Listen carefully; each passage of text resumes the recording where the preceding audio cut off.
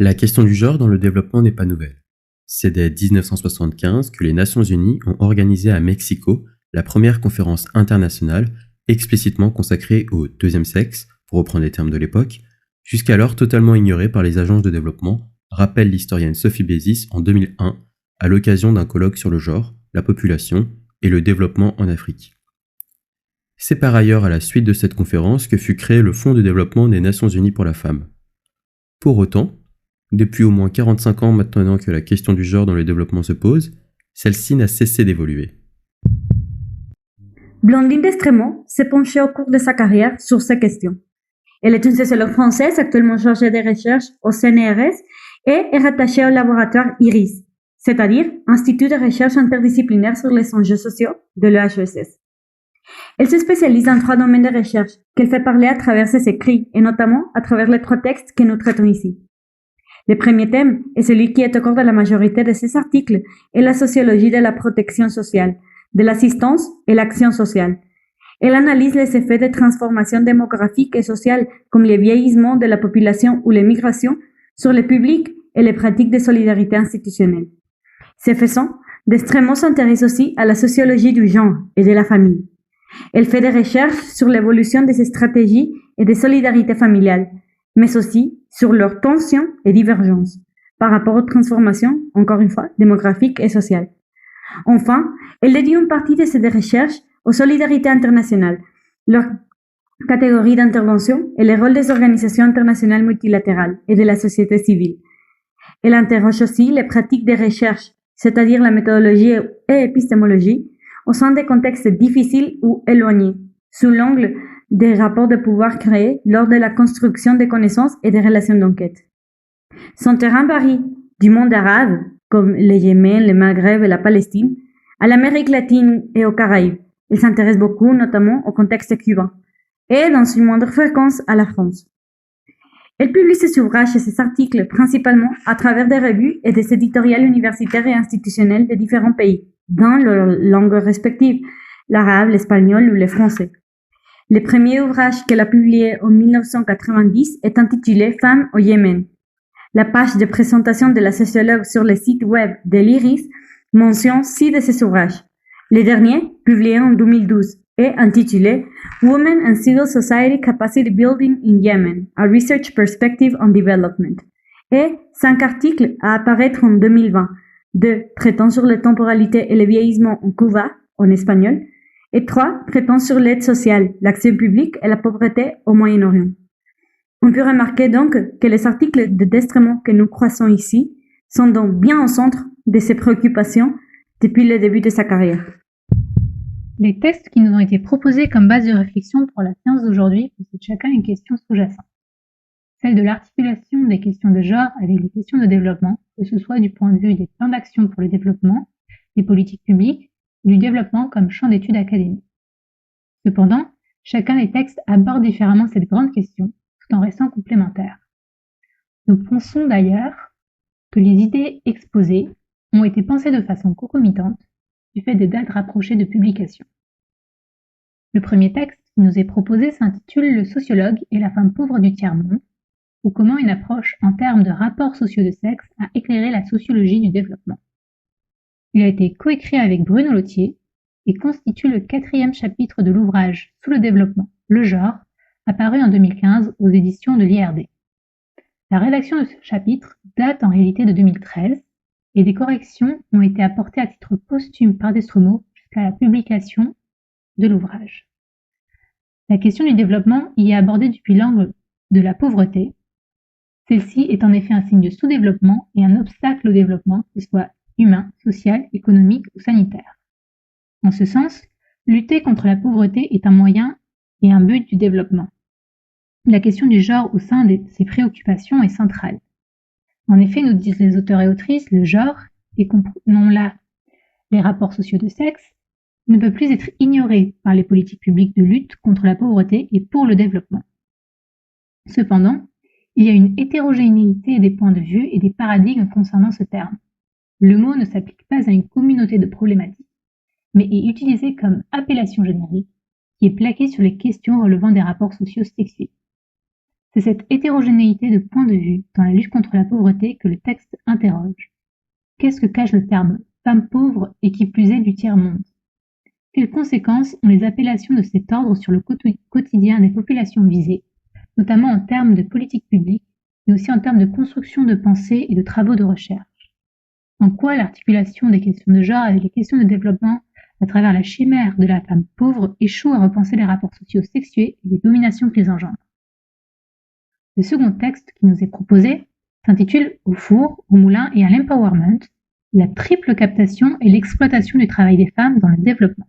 9e chapitre de l'ouvrage de Margaret Mermani, Travail et genre dans le monde, publié en 2013 aux éditions La Découverte dans la collection L'état des savoirs.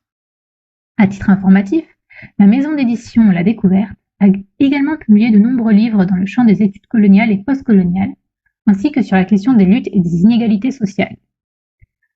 Plusieurs ouvrages fondateurs dans le champ des études de genre et du féminisme y sont également publiés, comme Troubles dans le genre de Butler, Beauté fatale et Sorcière de Chollet, ainsi que La matrice de la race de Dorlin, qui réfléchit sur l'intersectionnalité.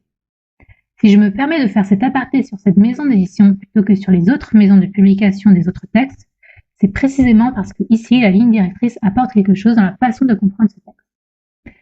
Destromo y développe une réflexion en 3 parties. Dans les 2 premières parties, elle interroge le poids que les politiques de développement font porter sur les femmes, principale cible des dispositifs de lutte contre la pauvreté et victime d'une triple domination, ainsi que comment ces politiques transforment l'organisation des communautés à l'échelle locale et familiale.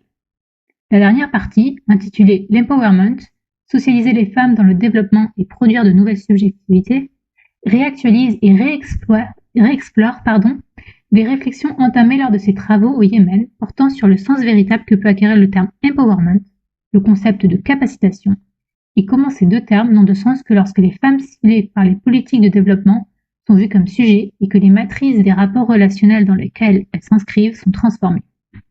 Enfin, le dernier texte, Produire du changement social en promouvant de nouvelles relations, essai d'analyse relationnelle d'un projet de développement au Yémen, rend compte des recherches de Blandine Destromo sur les projets de développement destinés surtout aux femmes rurales du Yémen, en analysant les matrices relationnelles des acteurs et bénéficiaires de projets.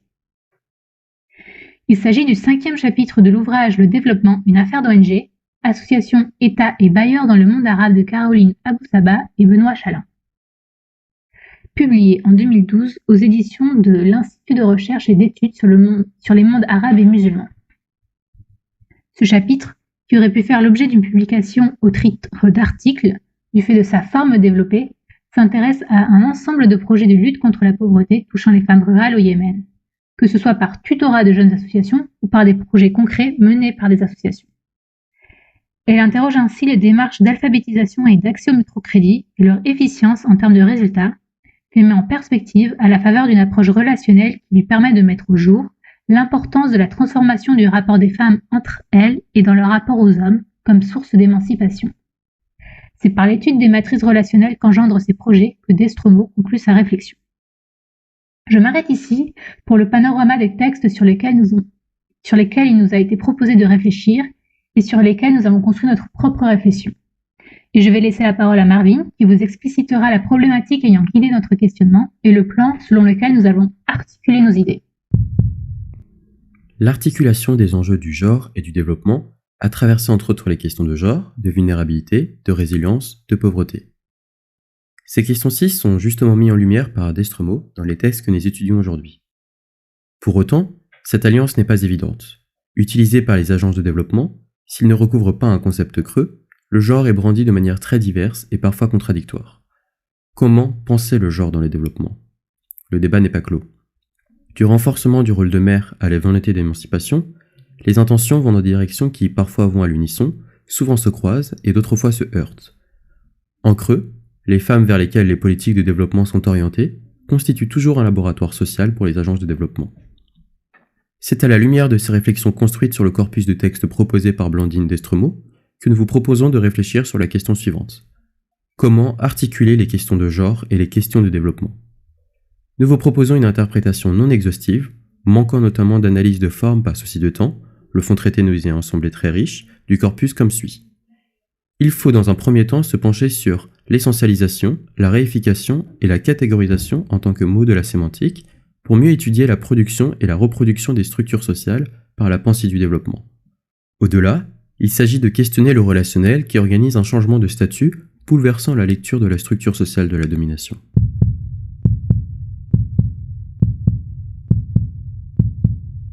La sémantique est toujours porteuse d'un sens historique et politique, et la sémantique du développement est à comprendre dans son ère.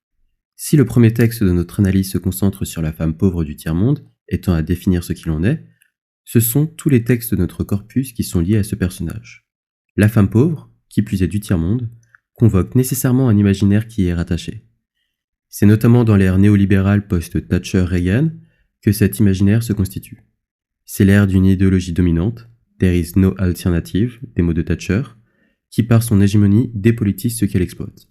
Destromo écrit à ce propos à la page 2 du premier texte « C'est à partir de la décennie 1990, qui suivait celle de la mise en œuvre des ajustements structurels et de l'installation de l'hégémonie du libéralisme, que la question du développement est formulée explicitement en termes de pauvreté, tant par la Banque mondiale, voire Lothier en 2002, que par les agences des Nations Unies, et par un nombre croissant de gouvernements et d'organisations non gouvernementales.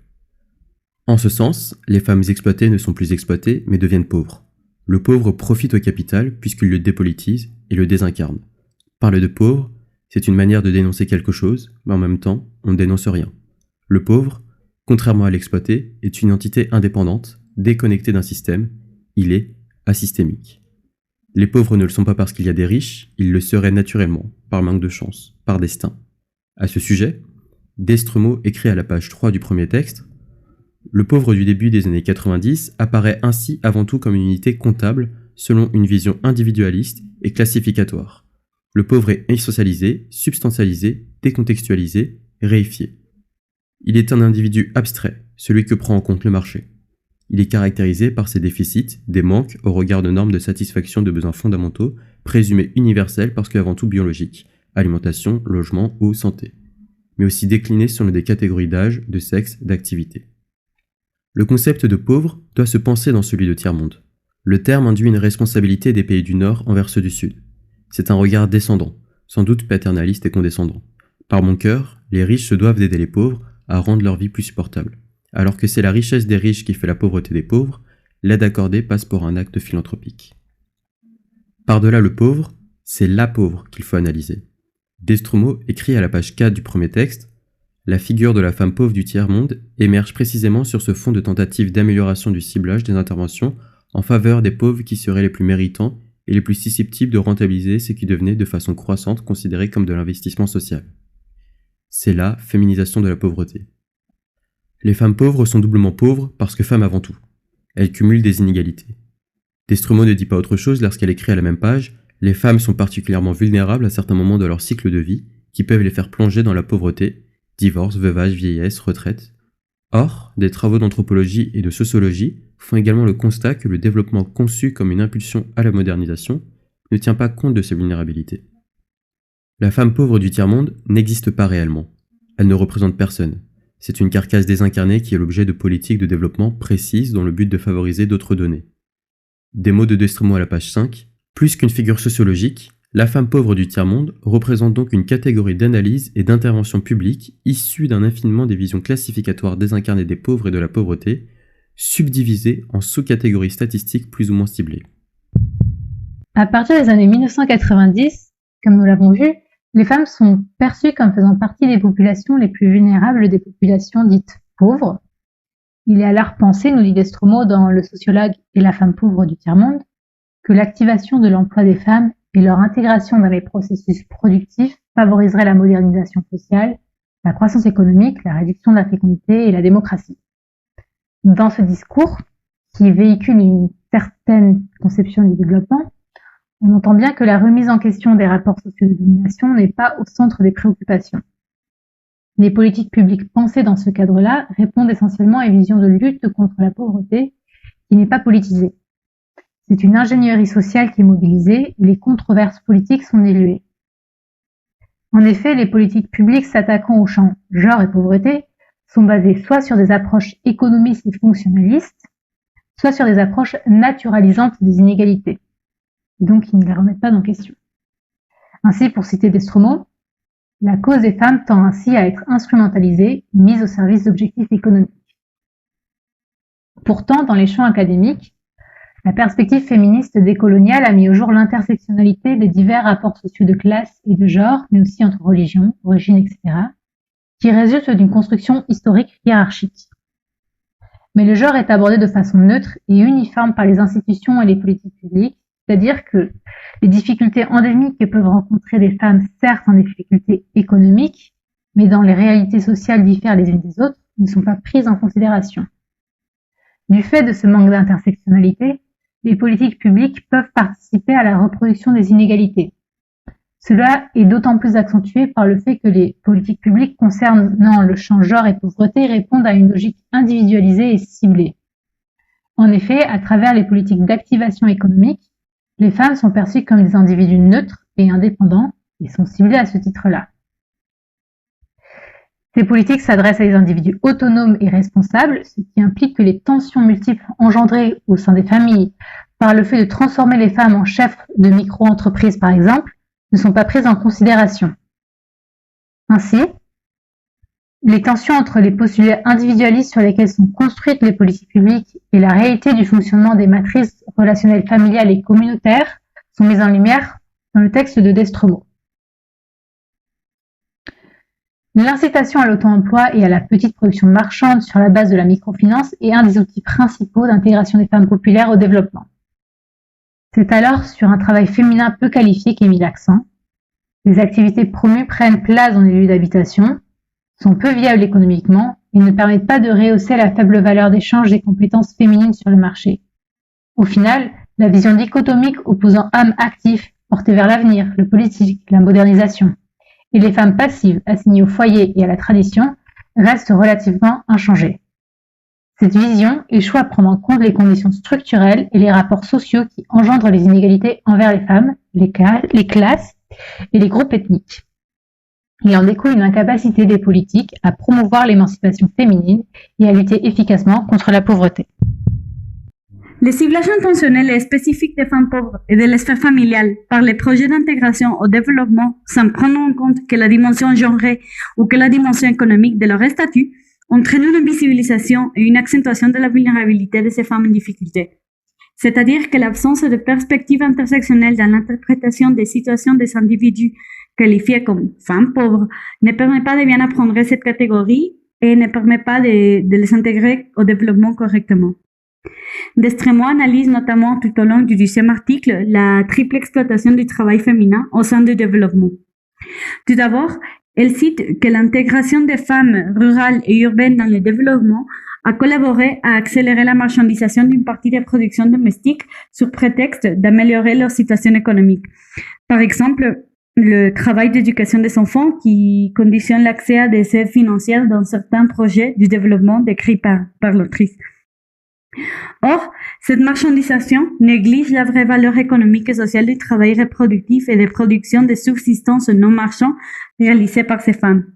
Et donc, au lieu de leur proposer une solution globale et entière pour leur situation, l'intégration des femmes au développement et au marché de cette manière ne contribue qu'à les surcharger en leur assignant des tâches domestiques et de parentalité, mais aussi, et en plus, en leur incitant à travers des microcrédits à participer au travail productif marchand.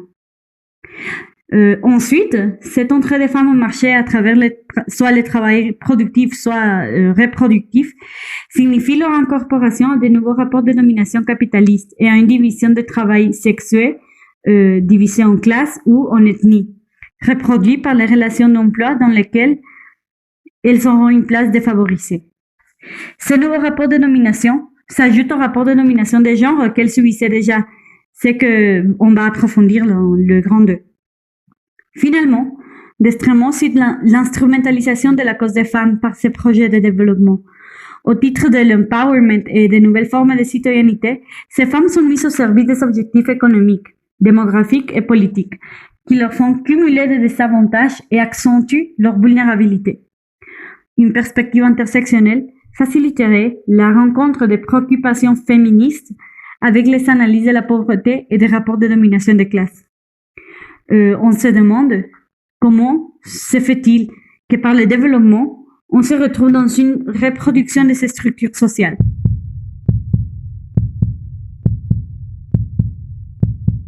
Le projet de développement décrit par Destremaux au cours de ces articles met en œuvre des objectifs d'investissement social, dont les femmes sont les principaux moteurs et les familles monoparentales les cibles privilégiées.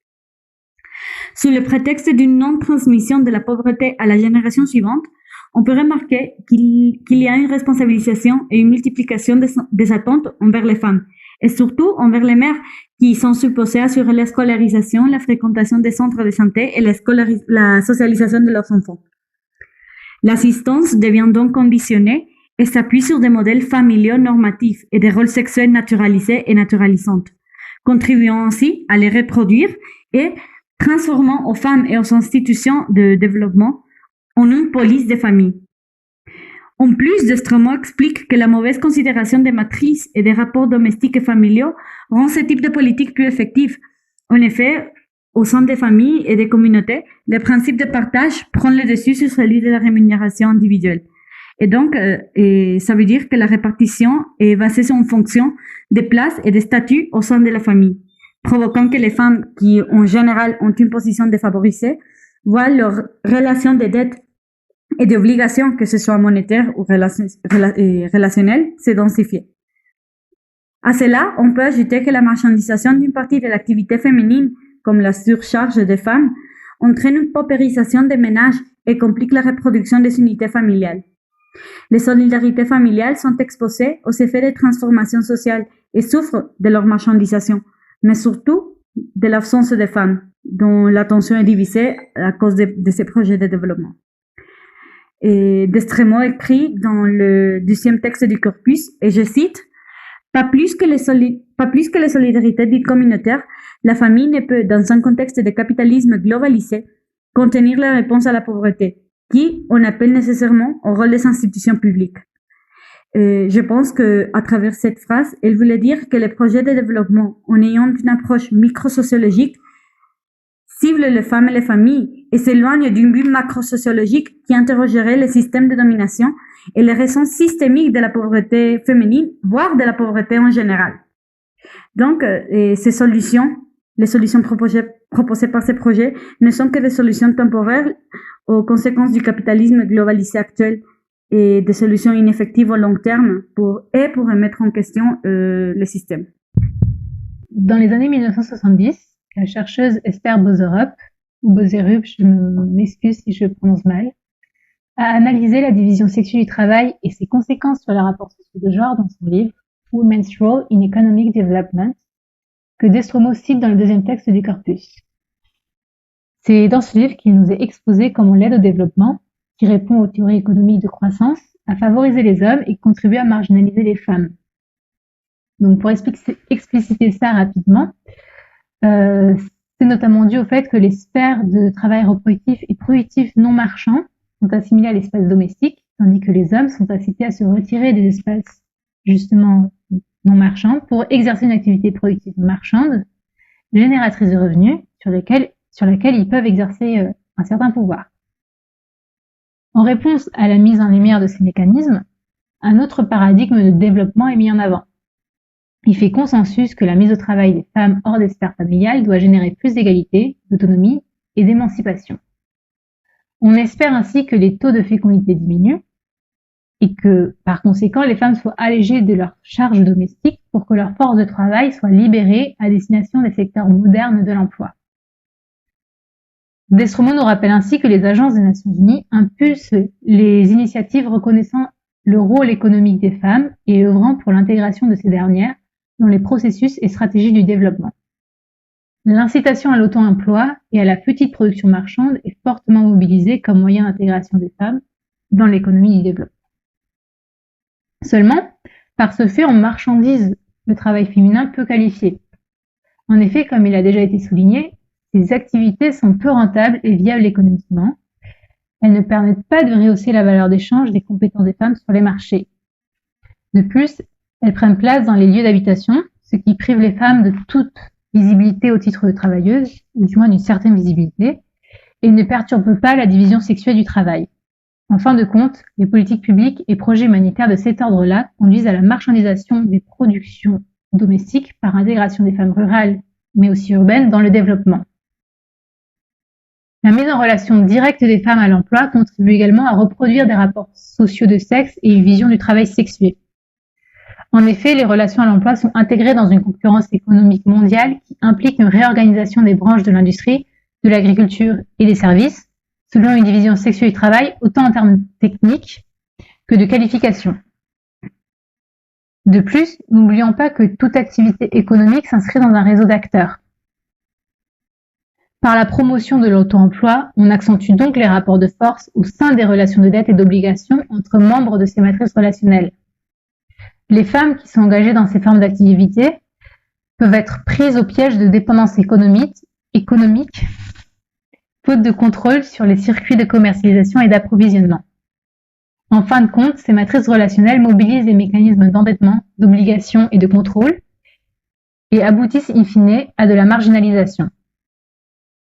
Enfin, en appuyant sur un registre de responsabilisation des individus qui s'accompagne d'injonctions au propre empowerment des femmes, il est attendu que ces dernières participent à la production des communautés comme unités politiques par un travail qui serait gratuit. On cherche alors à transformer les femmes en citoyennes actives, politiquement conscientes et responsables, ce qui ajoute des charges à leur travail productif et reproductif. Ainsi, le développement peut contribuer à instaurer des formes d'exploitation du travail féminin et par conséquent à échouer à réduire les inégalités de genre et de classe.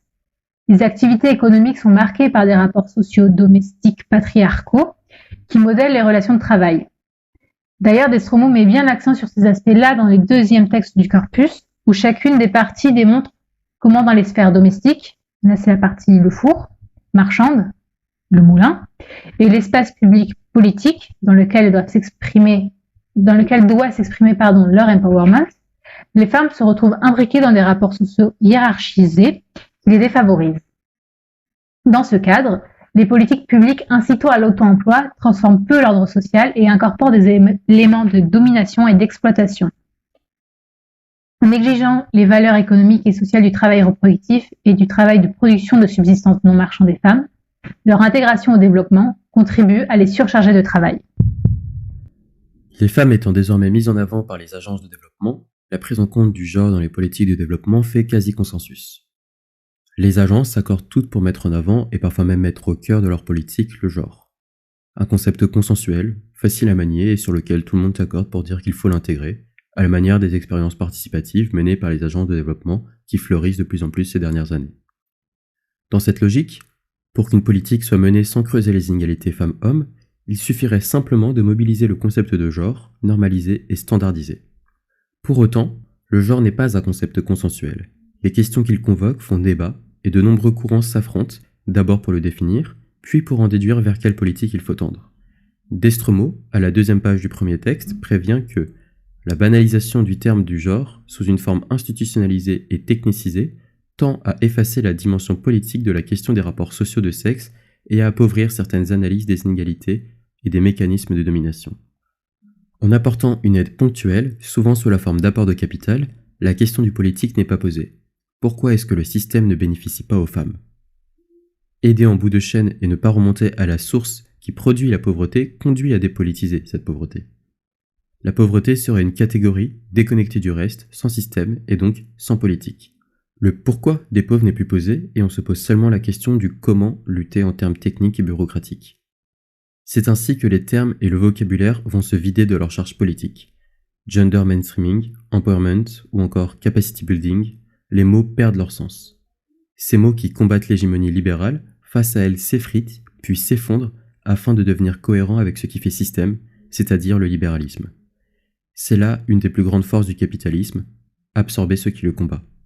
En ce sens, les agences de développement agissent comme des relais du capital et exercent une dépolitisation sur les politiques qu'elles s'accaparent. Ceci autant sur les analyses portant sur les questions liées au genre que sur celles de la pauvreté, puisque pour les deux, le développement les détache des réflexions liées à la domination. Cela s'explique en partie puisque les penseurs du développement qui constituent ces agences opèrent des va-et-vient entre le champ institutionnel et le champ d'analyse.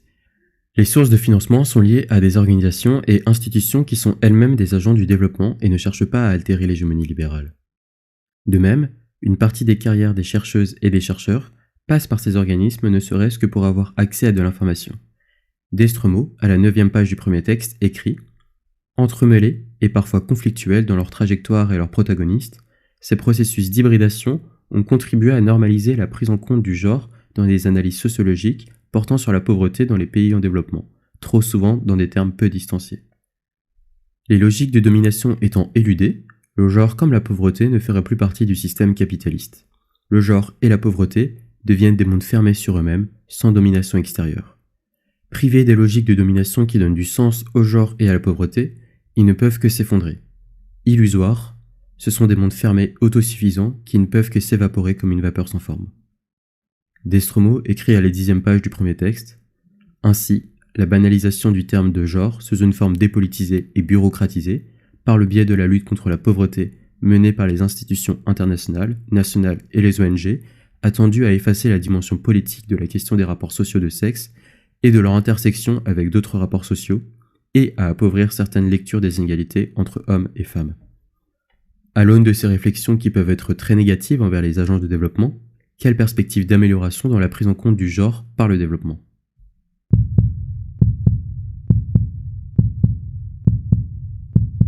L'approche relationnelle est évoquée par Destremaux dans les 2 premiers textes du corpus, mais c'est dans le 3e qu'elle s'attarde davantage sur cette méthode d'enquête et d'analyse, et qu'elle approfondit l'idée qu'elle permet d'éclairer les effets sociaux de projets ou politiques de développement. Elle nous présente ainsi cette méthode comme un outil mettant au jour le potentiel d'une action à changer les dynamiques relationnelles dans une communauté ou un réseau d'acteurs. Cet outil méthodologique propose de s'intéresser aux individus, à leur imbrication dans des réseaux d'acteurs et aux dynamiques des relations mobilisées afin de comprendre comment ces relations les amènent à faire évoluer le regard qu'ils portent sur eux-mêmes ainsi que sur le monde dans lequel ils évoluent. Le présupposé est alors que le comportement des gens s'ajuste en fonction des relations dans lesquelles ils s'inscrivent. S'intéresser aux relations permet donc de comprendre les changements de stratégie et de comportement des acteurs des réseaux étudiés. Cette méthodologie, nous dit Destremaux, permet ainsi de développer des réflexions sur le levier de transformation sociale des projets de développement à travers l'imbrication des relations, rôles et fonctions que ce même projet institue, ainsi qu'à travers les configurations relationnelles et identitaires nouées par les acteurs impliqués mais extérieurs au projet. Le projet est alors vu autrement que par son efficience stricte en termes de résultats quantifiables, puisqu'il est perçu comme un processus qui instaure des relations, des formes d'intégration, d'individuation et de régulation des rapports et de structuration des représentations des individus et de leur rôle.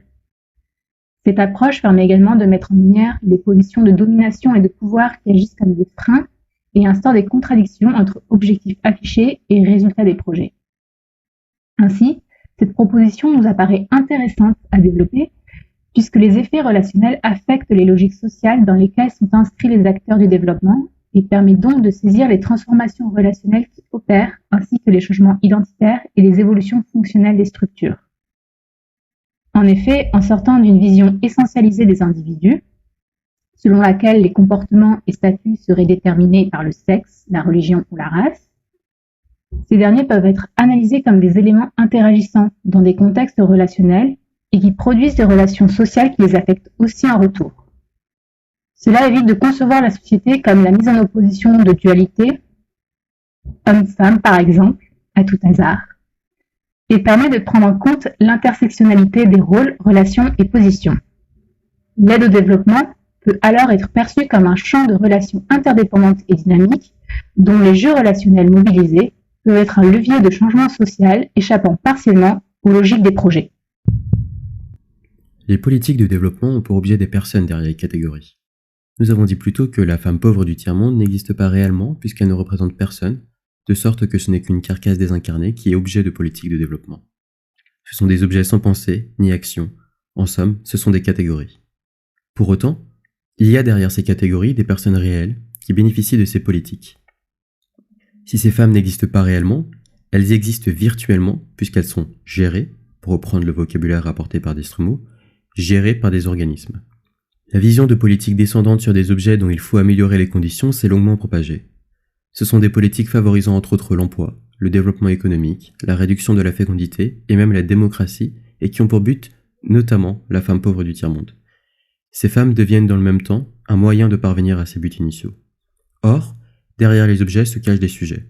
Derrière la femme pauvre du tiers-monde réside une multitude de femmes différentes, complexes, avec des pensées et des actions propres. C'est avec ce changement de regard que ces femmes parviennent à changer leur représentation et à ne plus être l'objet pour devenir de véritables sujets. Il s'agit pour elles de notamment devenir actrices de projets de développement, éventuellement par la participation économique. Destremaux écrit à ce sujet à la page 10 du troisième texte, en tant que levier de changement dans les comportements, les attitudes et les relations, la participation provoque et exprime un changement de l'être autant que du faire de l'individu, autant que des référentiels d'action et de représentation. L'approche relationnelle induit ainsi un puissant renversement. La promotion de certaines politiques de développement, en plus de permettre du développement, doit pouvoir être le moment de sa réalisation en tant que sujet, de sa perfection en tant qu'être en faisant. Destremaux écrit à la même page, elle correspond à une posture fondamentale sur la position de l'individu dans le développement. Non seulement il doit développer ses différents types de capacités, mais il doit aussi se réaliser. Le self-development des nouvelles pédagogies et courants psychosociaux, ou la réalisation de soi que défend Sen. Devenir un sujet de droit et un citoyen. C'est à cette condition que l'empowerment peut ne plus être un concept vidé de sens par l'hégémonie libérale et prendre un sens concret. L'individu est sujet et est capacité à agir. C'est alors de ce fait toute la structure sociale de la domination qui s'ébranle. L'approche relationnelle des projets, comme on l'a décrit auparavant, est surtout envisagée comme une configuration relationnelle, c'est-à-dire une modification des rapports entre individus dont le but est de modifier les rapports de domination plus larges. D'une part, ces transformations ou processus sont institués, c'est-à-dire prescrits par les projets. Les nouvelles hiérarchies et les chaînes relationnelles instaurées ou modifiées par les projets contribuent à transformer les liens et les interactions entre les acteurs impliqués, que ce soit les associations, les ONG, seniors, juniors, les bénéficiaires ou les pouvoirs publics. Et ces nouvelles interactions influencent de manière institutionnelle, non institutionnelle ou même de manière indirecte l'univers relationnel des acteurs impliqués et leur positionnement dans celui-ci.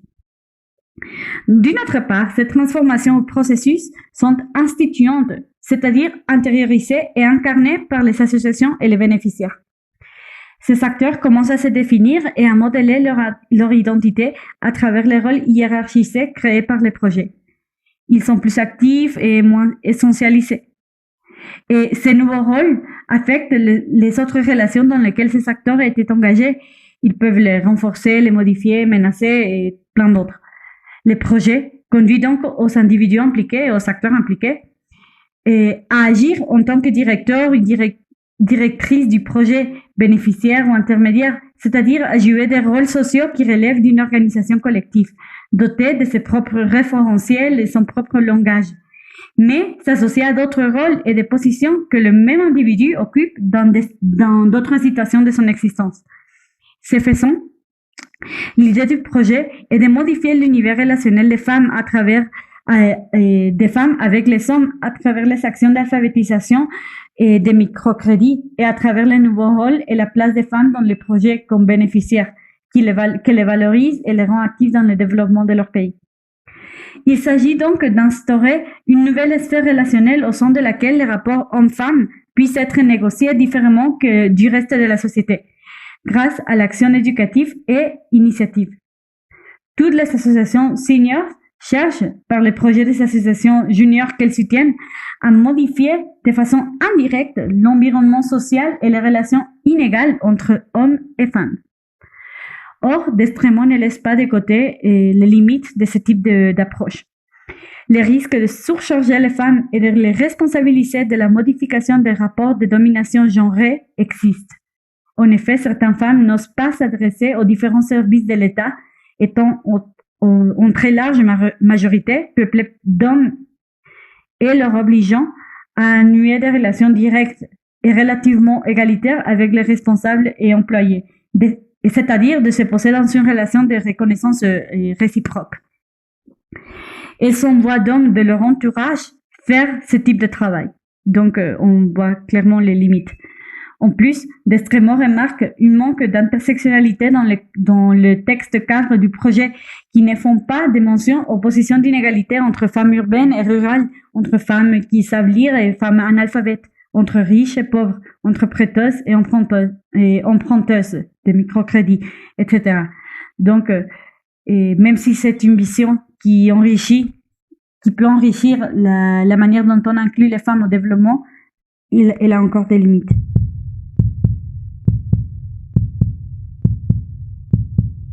À nouveau, veuillez nous excuser pour certaines lacunes que comporte notre analyse, entre autres au sujet des relations entre les institutions locales et internationales, et les relations entre les institutions et les gouvernements. Les textes restent riches. Cependant, nous conclurons comme suit.